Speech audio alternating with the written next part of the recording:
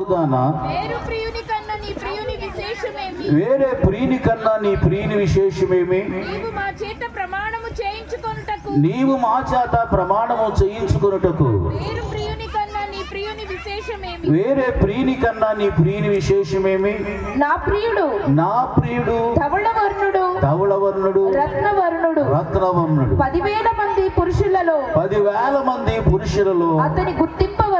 అతనిని గుర్తించవచ్చును. చిన్న ప్రార్థన. దయగలిగిన తండ్రి, మహోన్నతుడా, జీవము కలిగిన దేవ, చదవబడిన వాక్యము మా అందరికీ అర్థమయ్యేలాగా బోధించండి. వాక్యములో ఉన్న సత్యాన్ని తెలుసుకుని వాక్యానుసారంగా జీవించుటకు మాకు సహాయం చేయండి ప్రభువా. అయ్యా, ఒరిస్సా ఛత్తీస్గఢ్ అలాగే నాయనా చుట్టుపక్కల ప్రాంతాల్లో నీ దాసులైన వారు పనిచేస్తూ ఉన్నారు. దీవించి ఆశీర్వదించమని ప్రార్థన చేస్తున్నాం. ఈ 3 దినాలు అద్భుతంగా ఈ సభలు జరిగించావు నాయనా. ప్రభువా, మీరు ఇచ్చిన వాతావరణమును బట్టి నైనా చక్కని ప్రభువా కార్యక్రమాన్ని బట్టి మీకు స్తోత్రాలు చెల్లిస్తున్నాం. ఈ 3 దినములు మీరు మాతో ఉండి నడిపించిన తండ్రి స్తోత్రాలు. ఈ చివరి కోటాన్ని మీరు దీవించి చదవబడిన వాక్యంలో ఉన్న సత్యాన్ని మాకు బయలుపరచుమని యేసయ్య నామమున అడిగి వేడుకొనుచున్నాము తండ్రి, ఆమేన్. పరమగీతము చాలా ప్రాముఖ్యమైన గ్రంథము. పరమగీత ବହୁତ ముఖ్య గ్రంథం అటే. పరమగీతము నేటి కాలములో ప్రకటించవలసిన గ్రంథము. పరమగీత ହେଉଛି ଆଜି କାଳରେ ସମସ୍ତଙ୍କୁ ପ୍ରକାଶ କରାଯିବା ଗ୍ରନ୍ଥ. ఇది పరలోక గీతము అని దైవజనులు తెలియజేశారు. ଏହା ସ୍ୱର୍ଗୀୟ ଗୀତ ବୋଲି କରି ଭକ୍ତ ଦେବଦାସ ପିତା ମାନଙ୍କୁ କହିଛନ୍ତି. పరమగీతానికి ప్రకటన గ్రంథానికి కొన్ని పోలికలు మనకు కనబడుతూ ఉన్నాయి. పరమగీతకు ଆଉ ପ୍ରକାଶିତ ବାକ୍ୟ ମଧ୍ୟରେ ଥିବା କେତେଟା ସମାନତା ମାନେ ଦେଖିପାରୁଛୁ. పరమగీతములో ప్రేమ కనబడుతుంది, ప్రకటన గ్రంథములో వివాహము కనబడుతుంది. పరమగీତରେ ଆମେ ପ୍ରେମକୁ ଦେଖିପାରିବୁ, ପ୍ରକାଶିତ ବାକ୍ୟରେ ଆମେ ବିବାହକୁ ଦେଖିପାରିବୁ. పరమగీతము 8వ అధ్యాయము చివరి వచనములో మనం చూసినట్లయితే సంఘము తన ప్రియుడైన యేసుక్రీస్తు ప్రభువాన్ని త్వరగా రమ్మని పిలుస్తున్నట్లుగా మనకు కనబడుతుంది. ପରମଗୀତ 8 ପର୍ବର ଶେଷ ପଦରେ ଆମେ ଦେଖିବାକୁ ଗଲେ ମଣ୍ଡଳୀ ପ୍ରଭୁଙ୍କୁ ତାଙ୍କର ବରଙ୍କୁ ଶୀଘ୍ର ଆସ ବୋଲି କରି ଆହ୍ୱାନ କରବାଟା ଆମେ ଦେଖିପାରୁଛୁ. ప్రకటన గ్రంథము చివరి అధ్యాయం 22వ అధ్యాయములో ఇదిగో నేను త్వరగా వచ్చుచున్నానని యేసుక్రీస్తు ప్రభువారు సంఘానికి తెలియజేస్తూ ఉన్నారు. ପ୍ରକାଶିତ ବାକ୍ୟର ଶେଷ ପର୍ବ 22 ପର୍ବରେ ଆମେ ଦେଖିବାକୁ ଗଲେ ପ୍ରଭୁ ଦେଖ ମଣ୍ଡଳୀକୁ କ'ଣ ବୋଲି କରି କହୁଛନ୍ତି ବୋଲେ ଦେଖ ଆମେ ଶୀଘ୍ର ଆସୁଅଛୁ ବୋଲି କହୁଛନ୍ତି. ఈ 2 గ్రంథాల్లో చాలా పోలికలు మనకు కనబడుతూ ఉన్నాయి. ఏ 2ଟା గ్రంథ ମଧ୍ୟରେ ଅନେକ ସମାନତା ଆମେ ଦେଖିପାରୁଛୁ. పరమగీతము ప్రకటన గ్రంథము నాకు 2 కళ్ళు అని మన దైవజనులు మరి మన ఆత్మీయ తండ్రి దేవదాసయ్య గారు అన్నారు. ଆମମାନଙ୍କର ଆତ୍ମିକ ପିତା ଭକ୍ତ ଦେବଦାସ ପିତା କ'ଣ ବୋଲି କରି କହିଲେ ବୋଲେ ପରମଗୀତ ଓ ପ୍ରକାଶିତ ବାକ୍ୟ ବୋଲବାଟା ମୋର 2ଟା ଆଖି ସଦୃଶ୍ୟ ବୋଲି କରି କହିଛନ୍ତି. ఈ 2 గ్రంథాలని చివరి దినాల్లో చాలా వివరిగా మన దైవజనులు బోధించినట్లుగా మనం చూస్తూ ఉన్నాము. ఏ 2ଟା గ్రంథ విషୟରେ ଆମମାନଙ୍କର ଭକ୍ତ ଲୋକମାନେ এই ଶେଷ ଦିନ ମାନଙ୍କରେ ବହୁତ ପ୍ରବଳ ଭାବରେ ଉପଦେଶ ଦେବାଟା ଆମେ ଦେଖିଥାଉଛୁ. పరమగీతము 8 అధ్యాయాలు కలిగిన గ్రంథము. పరమగీତରେ 8ଟା పర్ବ ଅଛି. కనుక ఈ 8 అధ్యాయములో ఉన్న సారాంశాన్ని నేను ఒక చిన్న కథగా చెప్పాలని ఆశపడుతూ ఉన్నాను. ସେଥିପାଇଁ 8ଟା ପର୍ବରେ ଥିଲା ବିଷୟ ସବୁକୁ ମଧ୍ୟ ଗୋଟେ ସାରାଂଶ ଭାବରେ ଗୋଟେ କାହାଣୀ ସ୍ୱରୂପ ତମକୁ ବୁଝାଇବା ପାଇଁ ମୁଁ ଚେଷ୍ଟା କରିବି. యెరూషలేమును రాజధానిగా చేసుకుని రాజ్యాన్ని పరిపాలన చేస్తున్నాడు సొలొమోను రాజు. సొలొమోన్ రాజా జెరూసలేମ నగରକୁ ତାର రాజధాని ଭାବରେ ନିଯୁକ୍ତ କରି ସେ ଜାଗାରେ ରହି କରି ରାଜତ୍ୱ କରୁଛି. ఈ సొలొమోను రాజుకి ద్రాక్ష తోట అంటే ద్రాక్ష చెట్లు అంటే చాలా ఇష్టం. ఏ సొలొమోన్ రాజాకు ద్రాక్ష క్షేత్ర వల్ల ବହୁତ ఇచ్చా. ఆ యొక్క యెరూషలేము చుట్టూ విస్తారమైన ద్రాక్ష తోటను నాటాడు ఆయన. ସେ జెరూసలేମ నగର ଚାରିଆଡେ ବହୁତ ద్రాక్ష କ୍ଷେତ୍ର ମାନେ ସେ ରୋପଣ କରଲା. దాన్ని కాయటానికి కావలి వారు కావాలని ప్రకటన చేశాడు రాజుగారు. ଆଉ ସେଟାକୁ ଜଗବା ନିମନ୍ତେ ଜଗୁଆଳ ଲୋକମାନେ ଦରକାର ବୋଲି କରି ସେ ରାଜା ପ୍ରକାଶ ଘୋଷଣା କରଲା.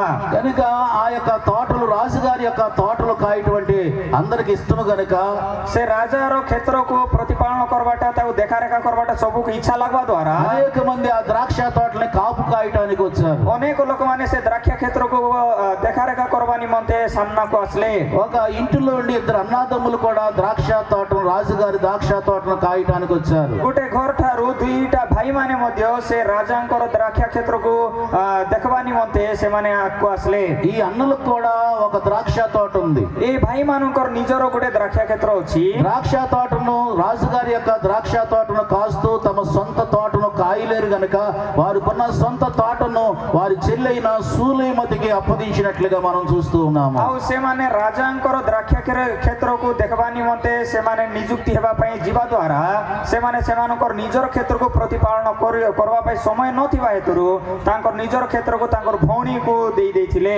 కనుక ఆ యొక్క తోటను తన చెల్లెైన సూలామతికి అప్పగించి అన్నలు రాజుగారి యొక్క ద్రాక్ష తోటను కాస్తూ ఉన్నారు. ସେଥିପାଇଁ ତାଙ୍କର ନିଜର କ୍ଷେତ୍ରକୁ ତାଙ୍କର ଭଉଣୀ ହେଇଥିବା ସୋଲାମତିକୁ ଦେଇକରି ସେମାନେ ଯାଇକରି ରାଜାର ଦ୍ରାକ୍ଷା କ୍ଷେତ୍ରକୁ ଦେଖବାଟା ଆରମ୍ଭ କଲେ. ఈ సూలమతి అనే ఆమె ఆ యొక్క ద్రాక్ష తోటను సరిగ్గా కాయలేదు. ଏ ସୁଲାମତି ବୋଲ ତାଙ୍କର ଭଉଣୀ ସେ ଦ୍ରାକ୍ଷା କ୍ଷେତ୍ରକୁ ଭଲ ଭାବରେ ଦେଖି ପ୍ରତିପାଳନ କରିପାରିଲା ନାହିଁ. సొంత ద్రాక్ష తోటను సరిగ్గా కాయనందున అన్నలు కోపపడ్డారు. ତାଙ୍କର ନିଜର ଦ୍ରାକ୍ଷା କ୍ଷେତ୍ରକୁ ସେମାନେ ଭଲ ଭାବରେ ନ ଦେଖବା ଦ୍ୱାରା ତାଙ୍କର ଭାଇମାନେ ତାର ଭଉଣୀ ଉପରେ ରିସା ହେଲେ. నిన్ను ఇలాగ కాదు రాజుగారి యొక్క ద్రాక్ష తోట మీద నిన్ను కావలి గత్తిగా పెడతామని రాజుగారి యొక్క ద్రాక్ష తోట మీద కావలి గత్తిగా పెట్టారు ఈ చెల్లెైన సూలామతిని. ହେଲେ ଇ ଭାଇମାନଙ୍କର ଭଉଣୀ ହେଇଥିବା ସୁଲାମତିକୁ ତାଙ୍କର ରାଜା ସେ ତ ଭଲ ଭାବରେ ଦେଖିପାରୁନାହିଁ ବୋଲିକରି ତାଙ୍କୁ ନେଇକରି ଆମର ଦ୍ରାକ୍ଷା କ୍ଷେତ୍ର ନ ଦେଖିଲେ ତୁଇ ରାଜାଟାକୁ ଦେଖ ବୋଲିକରି ରାଜା ଦ୍ରାକ୍ଷା କ୍ଷେତ୍ର ପାଇଁ ତାକୁ ନିଯୁକ୍ତି କଲେ. బాబు కొంచెం ఎక్కువ తగ్గించమ్మా ఎక్కువ. ఈ రాజుగారి ద్రాక్ష తోటను చాలా చక్కగా కాస్తూ ఉంది సూలామతి.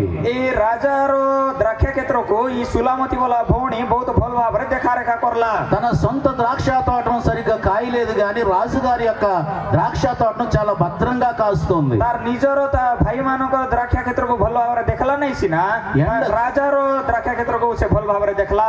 ఎండకి ఎండి వానకు తడిసి ఆ ద్రాక్ష తోట మీద రాజుగారు ఉన్న ప్రేమ భక్తి మరి భయము చేత ద్రాక్ష తోటను చాలా భద్రంగా కాస్తుంది ఈమె. ତାର ଭାଇମାନଙ୍କୁ ସେ ଭଲ ଭାବରେ ତାର ଭାଇମାନଙ୍କର ଦ୍ରାକ୍ଷା କ୍ଷେତ୍ରକୁ ସେ ଭଲ ଭାବରେ ଦେଖିଲା ନାହିଁ ସିନା ରାଜା ଉପରେ ଥିଲା ଭୟ ରାଜା ଉପରେ ଥିଲା ଭକ୍ତିକୁ ଦେଖିକରି ସେ ରାଜାର ଦ୍ରାକ୍ଷା କ୍ଷେତ୍ରକୁ ଭଲ ଭାବରେ ଦେଖାରେଖା କରଲା. కానీ కొంతమంది కాపలా వారు రాజుగారి దగ్గరికి వెళ్ళి చెప్పారయ్యా మన ద్రాక్ష తోట మీద ఒక ఆమె ఉంది ద్రాక్ష తోటను చాలా భద్రంగా కాస్తుందని చెప్పారు. ଆଉ ସେ ଜାଗାରେ ଥିବା କେତେଟା ଲୋକମାନେ ଯାଇକରି ରାଜାଙ୍କୁ କ'ଣ ବୋଲିକରି କହିଲେ ବୋଲେ ଆମମାନଙ୍କର ତୁମର ଦ୍ରାକ୍ଷା କ୍ଷେତ୍ରକୁ ଦେଖବା ନିମନ୍ତେ ଗୋଟେ ସ୍ତ୍ରୀ ଲୋକ ନିଯୁକ୍ତି ହୋଇଅଛି ସେ ଭଲ ଭାବରେ ଦେଖୁଛି. రాజుగారు ఆమెను చూడాలి అనుకున్నాడు. ରାଜା ତାଙ୍କୁ ମୁଇଁ ଦେଖବାର ଅଛି ବୋଲିକରି ଭାବଲା. రాజు రూపంలో వస్తే ఆమె భయపడద్ది అని ରାଜା ଯଦି ରାଜା ରୂପରେ ଆସିଲେ ସେ ଭୟ କରବ ବୋଲି రాజవస్త్రాలు తీసివేసి గొర్రెల కాపరి యొక్క వస్త్రాలు కట్టుకుంటాడు. రాజవస్త్రకు కాడి ଦେଇକରି ସେ మేషపాలకର వస్త్ర ପିନ୍ଧିବ. కనుక ఒక గొర్రెలు కాసే కర్రను పట్టుకుని గొర్రెలు తోలుకుని ఆమె తోట యొద్దకు వస్తాడు. ଆଉ ସେ ଛେଳି ମେଣ୍ଢା ଚରାଇବା ଲୋକ ପରି ଗୋଟେ ବାଡ଼ି ଧରିକରି ସେ మేషపల్లకు ନେଇକରି ସେ ତୋଟା ନିକଟକୁ ଯିବ. ఆ తోటకు కొంచెం దూరంలో ఈ రాజుగారు గొర్రెల కాపరిగా ఉండి గొర్రెలు మేపుతూ ఉంటాడు. ଆଉ ସେ ଦ୍ରାକ୍ଷା କ୍ଷେତ୍ରର କିଛି ଦୂରରେ ସେ ଠିଆ ହେଇକରି ଆଉ ସେ ମେଷ ଚରାଇବା ଲୋକମାନଙ୍କ ସଦୃଶ ସେ ଜାଗାରେ ଆଉ ସେ ସ୍ତ୍ରୀ କି ପ୍ରକାର ଦେଖୁଛି ସେଟା ଦେଖବ. సూలమతి ద్రాక్ష తోటను చక్కగా కాస్తూ ఉంది. ସୁଲାମତି ସେ ଭଲ ଭାବରେ ସେ ଦ୍ରାକ୍ଷା କ୍ଷେତ୍ରକୁ ଦେଖୁଛି. కనుక ఆమె చూపుచున్న ప్రేమను బట్టి రాజుగారి మీద ఉన్న భక్తిని బట్టి ఈ రాజుగారు దూరం నుండి చూసి ఆమెను ప్రేమిస్తాడు. ଆଉ ସେ ଦ୍ରାକ୍ଷା କ୍ଷେତ୍ରକୁ ଭଲ ଭାବରେ ଦେଖବାଟାକୁ ଦେଖିକରି ରାଜା ଉପରେ ଥିଲା ପ୍ରେମକୁ ରାଜା ଉପରେ ଥିଲା ଭୟଭକ୍ତିକୁ ଦେଖିକରି ସେ ରାଜା ସେ ସ୍ତ୍ରୀକୁ ଭଲ ପାଇବାଟା ଆରମ୍ଭ କରବ. ఆమెను ప్రేమించి ఒక రోజు తన అంతఃపురానికి తీసుకుని వెళతాడు. ତାଙ୍କୁ ପ୍ରେମ କରି ତାଙ୍କ ରାଜପ୍ରସାଦ ଭିତରକୁ ଦିନେ ନେଇକରି ଯିବ. తన అంతఃపురానికి తీసుకుని వెళ్ళి రాణిగా చేసి సింహాసనం మీద కూర్చోబెడతాడు. ତାଙ୍କର ଅନ୍ତଃପୁରରେ ନେଇକରି ରାଣୀ ଭାବରେ କରି ତାଙ୍କୁ ସିଂହାସନରେ ବସାଇବ. కనుక ఇది పరమగీతం యొక్క చరిత్ర. ଏଇଟା ହଉଛି ପରମ ଗୀତର ଚରିତ୍ର. యేసుక్రీస్తు ప్రభువారు కూడా మన అందరి కొరకు ఆయన పరలోకాన్ని విడిచిపెట్టి ପ୍ରଭୁ ଯୀଶୁ ଖ୍ରୀଷ୍ଟ ମଧ୍ୟ ଆମ ସମସ୍ତଙ୍କର ନିମନ୍ତେ ତାଙ୍କର ସ୍ୱର୍ଗ ରାଜ୍ୟକୁ ଛାଡ଼ି ଦେଇ ఆయన రక్తము చేత మన అందరిని కూడా ఆయన సంపాదించుకున్నాడు. ତାଙ୍କ ରକ୍ତ ଦ୍ୱାରା ଆମ ସମସ୍ତଙ୍କୁ ସେ ଅର୍ଜନ କରିଅଛନ୍ତି.